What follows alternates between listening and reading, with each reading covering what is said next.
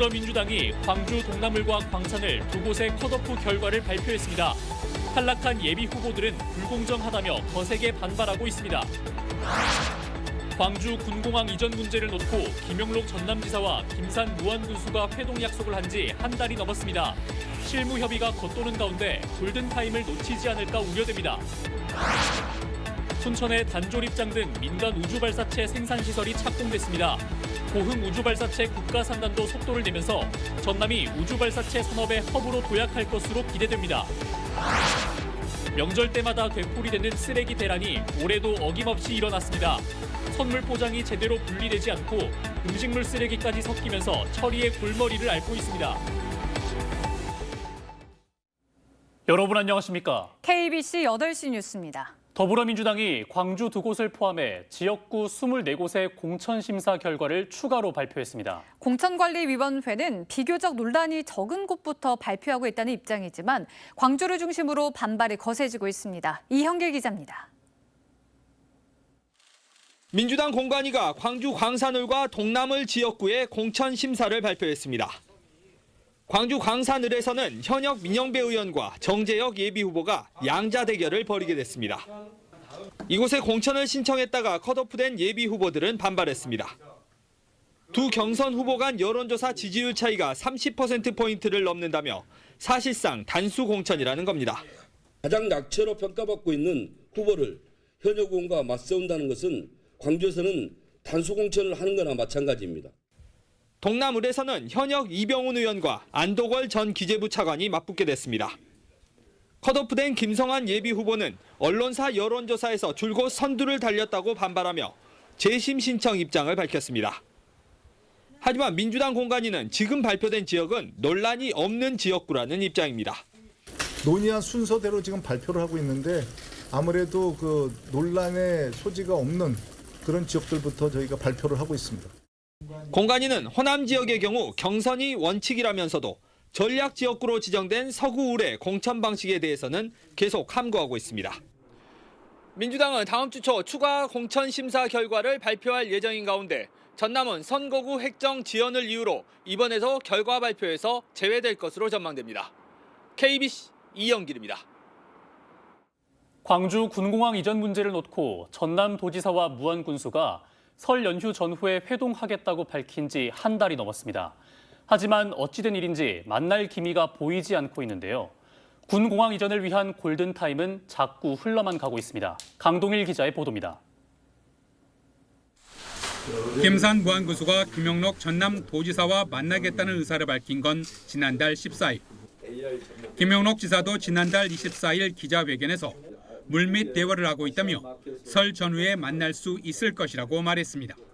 지금은 좀 물밑 대화를 좀 더 해보고 있습니다. 그래서 설 전에 만날 수 있을지, 설 이후에 만나게 될지는 아직 물밑 대화를 좀 더 해보면서 만나겠다는 생각을 갖고 있고. 하지만 어찌된 일인지 한 달이 넘도록 감감무소식입니다. 이에 대해 전라남도 관계자는 실무 대화를 벌이고 있다며 언젠가는 만날 것이라는 입장만 내놨습니다. 반면 무안군 관계자는 언제든지 만날 용의가 있고 이 자리에서 군민들이 결사 반대하고 있기 때문에 받아들일 수 없다는 기존 입장을 전달할 것이라고 밝혔습니다. 결국 이런 상황에서 만나도 군공항 이전에 대한 의미 있는 진전이 나올 수 없기 때문에 만남이 이루어지지 못하는 것으로 풀이됩니다. 실제로 지난 14일 김산 무안군수는 전남지사와 22곳 시장 군수가 참여한 출생수당 공동추진협약식에 참석하고도 사전 환담장에는 불참했습니다. 최근 여론조사들에서 무안 군민의 민심 변화가 포착되고 있지만 여전히 요지부동인 무안군수. 좀처럼 무안군수를 설득시키지 못하는 도지사. 이런 가운데 군공항 이전을 위한 골든타임은 자꾸만 흘러가고 있습니다. KBC 강동일입니다.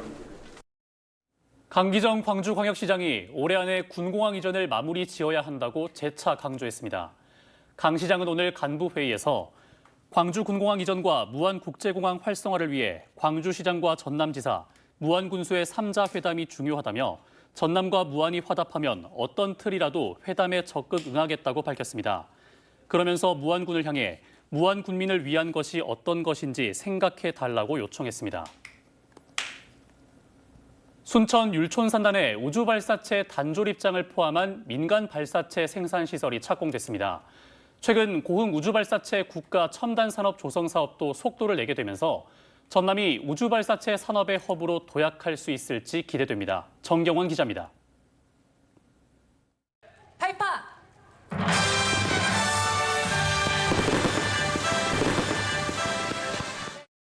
우주 발사체 조립을 맡는 국내 유일 민간 단조립장이 첫 삽을 떴습니다. 한화 에어로스페이스는 순천 율촌산단에 올 연말 단조립장을 준공하는 것을 시작으로 스페이스허브 발사체 제작센터를 조성합니다. 이곳에서 누리호 각 단을 조립한 뒤 고흥 나로 우주센터로 옮겨 2027년까지 3차례 누리호를 발사하게 됩니다. 누리호뿐만 아니라 신규 발사체 사업까지 확장성을 고려해서 발사체 단조립체 제작 및 성능 검증을 위한 발사체 제작센터로서 인프라를 확장해 나갈 것입니다. 본격적인 민간 우주산업 시대, 전남은 명실상부한 우주산업 허브로 발돋움할 것으로 기대됩니다. 지난해 전남 우주발사체 산업 클러스터의 예비타당성 조사 면제가 확정된 데 이어 최근에는 고흥 우주발사체 국가첨단산단까지 예타 면제를 추진하기로 했기 때문입니다. 국가산단에 우주발사체 산업 기업들이 입주하면 산단에서 생산한 발사체를 스페이스허브 발사체 제작센터에서 조립하고 나로 우주센터에서 발사하는 시스템이 갖춰지게 됩니다. 정부에서 어제 발표를 했지만은 이제 우리 전남 지역은 발사체를 중심으로 우주 산업이 발전해 갈 수밖에 없는데 그것에 대한 중요한 한 발을 내딛는 겁니다. 본격적인 민간 우주산업 시대를 맞아 전남이 우주발사체 산업의 허브로 도약할 준비를 서두르고 있습니다. KBC 정경원입니다. 전남 완도 해상에서 전복 출하 작업을 하던 어선이 뒤집혀 2명이 숨지고 1명이 실종됐습니다. 오늘 오후 1시쯤 완도군 어령도 인근 해상에서 6명이 탄 6톤급 어선이 강풍에 뒤집혀 2명이 병원으로 옮겨졌지만 숨졌고 1명은 실종 상태로 해경이 수색 작업을 벌이고 있습니다. 구조된 3명의 외국인 선원들은 생명에 지장이 없는 것으로 알려졌습니다.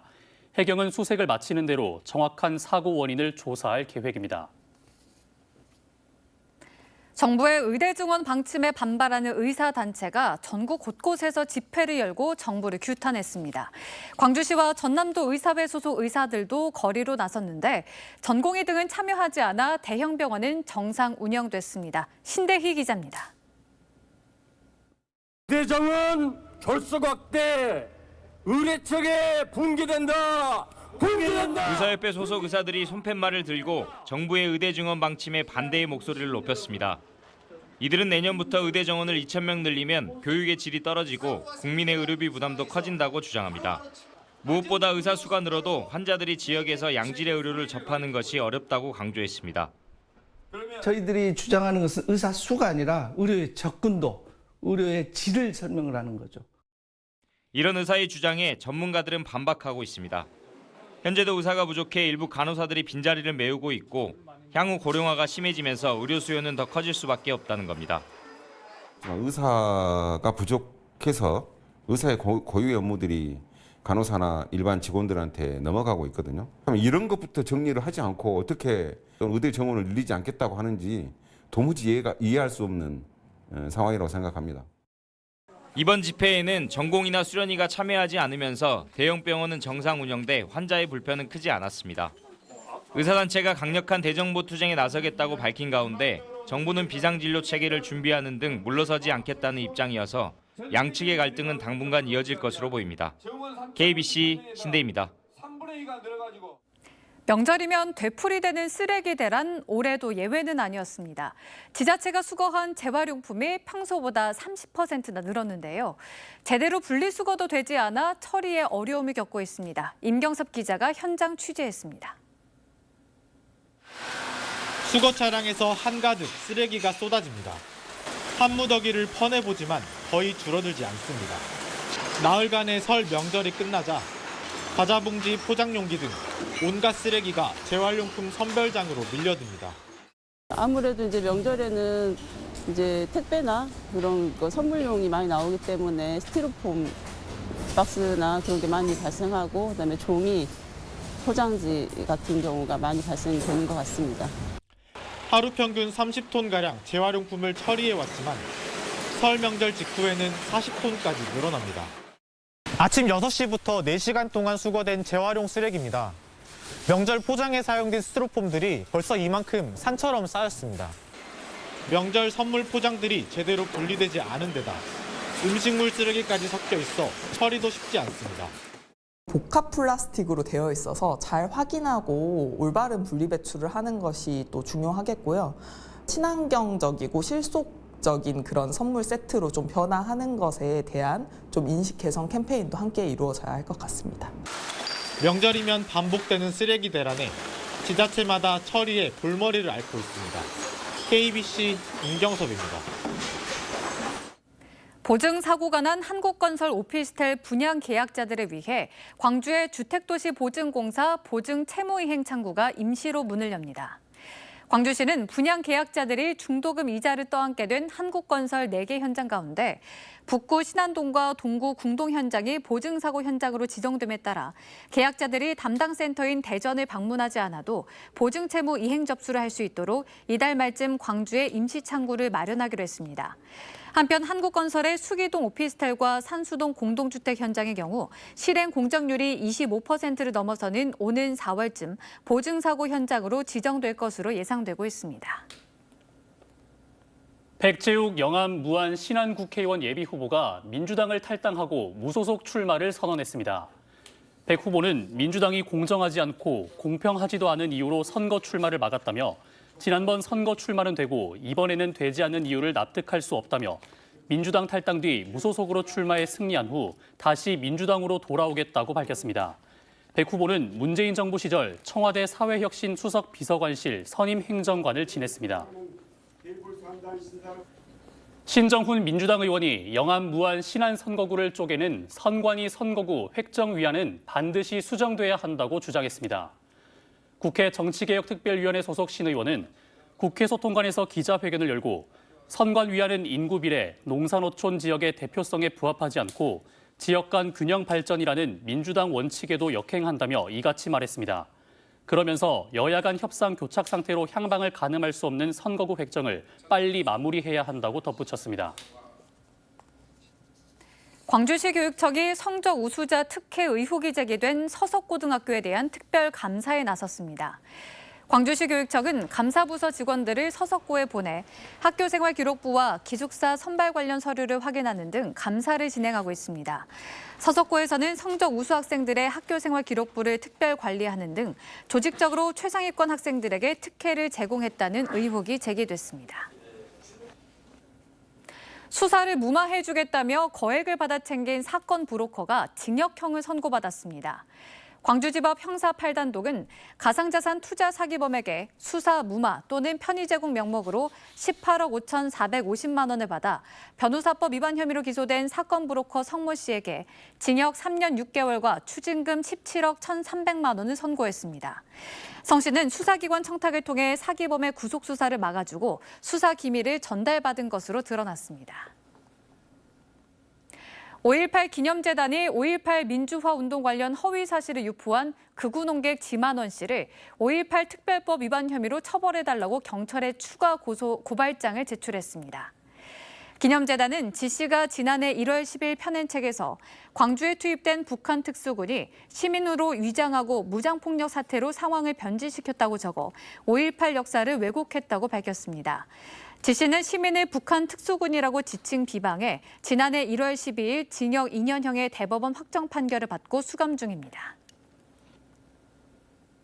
일제강점기 강제징용 피해자들의 유족들이 전범기업을 상대로 제기한 손해배상 소송에서 4년 만에 승소했습니다. 광주지법 제14 민사부는 오늘 일제강제징용 피해자 11명의 유족인 15명이 미쓰비시 중공업을 상대로 제기한 손해배상 소송에서 상속 지분에 따라 1,900만 원에서 1억 원을 각각 지급하는 등 총 5억 7,900만 원을 배상하라고 선고했습니다. 재판부는 미쓰비시 중공업이 불법적인 식민 지배 체제를 공고히 하려던 과거 일본 정부에 협력해 강제징용했고 징용 피해자들의 정신적 손해를 배상할 책임이 있다고 판단했습니다. 광주광역시가 올해 지방공무원 105명을 신규 채용합니다. 광주광역시는 2025년 세계국제양궁대회 준비와 도시철도 요선 2단계 착공 등 각종 정책 수요를 반영해 올해 채용 규모를 105명으로 확정하고 상반기에 97명, 하반기에 8명을 채용하기로 했습니다.